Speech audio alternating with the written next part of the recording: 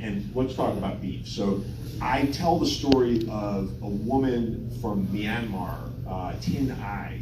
She was a refugee. She's Karen, ethnically Karen. She spent 15 years in a refugee camp in Thailand with her daughter. They come to the US, don't speak a word of English, don't know anybody. They're in Denver. And she gets a job at a slaughterhouse in Greeley. It's about an hour north of Denver. And the pandemic begins, and her daughter says, please, Mom, don't keep going to work. You're telling me people are coughing, people are testing positive. This is the first wave, no vaccines. Can't wear a mask there, your safety goggles fog up. You're working in close quarters. There's water spraying from the ceiling, guts, innards or blood around. Please don't go. And she says, well, I have to go because I will not get paid if I don't go. And as I'm being told this story, this woman who dies is one of 5 people to die at the slaughterhouse in the first wave. Her daughter's telling me the story holding her 20-month-old son, looking at a picture on the wall of the grandmother he will never meet. And that's a heartbreaking story, but here's the part that's outrageous. It's not just heartbreaking, it's outrageous. The Trump administration actually signed an executive order that called these slaughterhouse workers essential workers, which meant that they had to keep showing up for work. It was not an excuse, and moreover, local health authorities could not close these plants, as they tried to do in Texas and Colorado, because they were clearly hot spots for the spread of the disease. And the Trump administration's justification was, and they were parroting industry talking points, if we don't keep these plants going, the American food supply is in peril. So in other words, either people like Tin Ai have to risk their lives, or the rest of us go hungry. And what we've subsequently learned is that the meat packers, including the one that Tin Ai was working for, this is a Brazilian conglomerate, JBS Foods, the world's largest meat packer. It's run by 2 convicted felons from Brazil who amassed $20 billion through fraud that they used to buy up slaughterhouses around the world, including this one in Greeley, Colorado. Well, at the moment that they're saying, people got to keep coming to these plants or we're going to go hungry, they're sitting on record volumes of meat, and they're boosting the exports around the globe. So really what happened was we sacrificed slaughterhouse workers so that we could funnel monopoly profits to these conglomerates. And I think, it's hard for a lot of economists to talk about this. This is a part of the story that people are afraid to talk about because we're so steeped in supply and demand, if something is in short supply, then somebody will make more of it. That's how the market works. Of course, supply and demand has a lot to say about these shortages and the supply chain disruptions. But if you're not talking about monopoly power, you're missing the story, and that's what I'm trying hard to fill in. So is this inflation that we're experiencing still today? Is this a result or part of the outpouring of supply chain problems? I mean, let's face it. Economists are going to be arguing about this for centuries.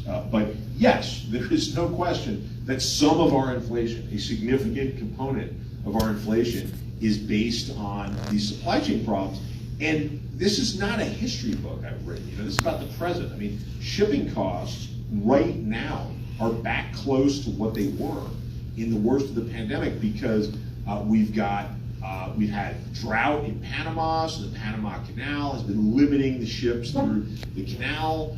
We've had the threat of dock worker strikes on the west coast of the United States, which has caused a lot of cargo to be diverted to the east coast of the US.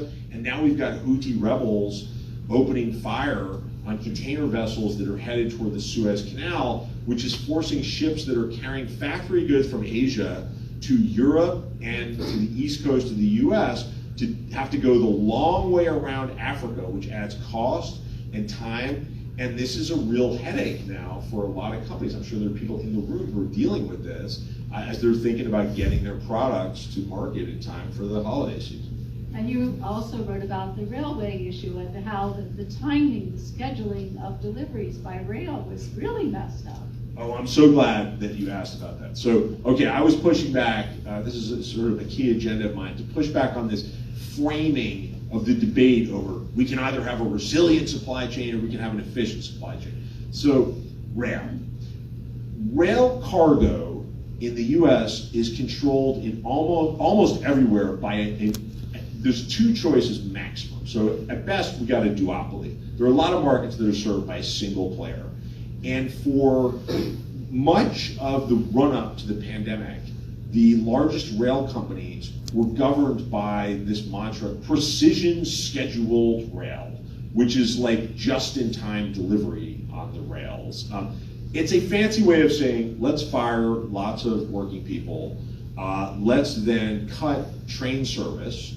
Let's make the trains longer than ever, so if there's a safety problem, it's now greater, and the scheduling is more complicated. And then let's squeeze the people who are still here doing the work to do more work than they used to do, which means that traveling maintenance crews who I spent time with are now away from their families, not just for longer, but it's totally unscheduled. You know, I talked to a guy who finally quit in disgust after he was told that he couldn't be home while his infant son was having cardiac surgery.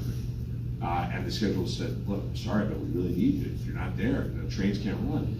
And he was so disgusted, especially hearing that his railway, that those Norfolk Southern, once again racked up record profits. Well, so precision scheduled railroading was this way for these rail companies to say to the investor class, we will give you markers of efficiency that you crave. One of them, I mean, a lot of my book is about how this very narrow obsession with certain metrics that are fashionable on Wall Street have undermined a lot of our operational capacity. In this case, the metric was dwell time.